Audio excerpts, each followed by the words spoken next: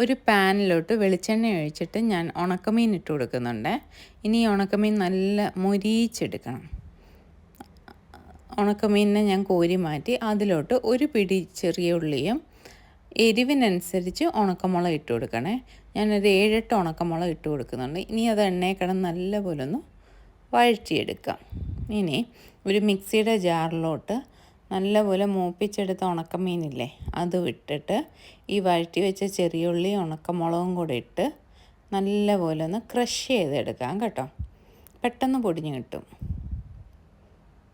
ഒന്ന് ക്രഷ് ചെയ്തുകൊണ്ട് വരാൻ, കണ്ടില്ലേ, അത്യാവശ്യം ഒന്ന് പൊടിഞ്ഞു വന്നിട്ടുണ്ട്.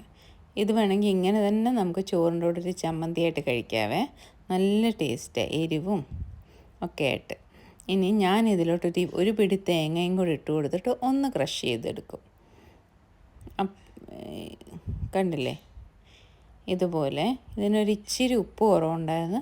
ഞാനൊരു ഇച്ചിരി ഉപ്പും കൂടി ഇട്ട് കൊടുത്തിട്ട് ഒന്നും കൂടെ ഒന്ന് അടിച്ചെടുത്താൽ നല്ല ടേസ്റ്റി ഉണക്കമീൻ ചമ്മന്തി റെഡി. നിങ്ങൾ ഇതുവരെ ഇങ്ങനത്തെ ചമ്മന്തി ഉണ്ടാക്കിയിട്ടില്ലെങ്കിൽ ഒന്ന് ഉണ്ടാക്കി കഴിച്ച് നോക്കണേ. ഒരു പറ ചോറുണ്ണാൻ ഈ ഒരു ചമ്മന്തി മാത്രം മതി.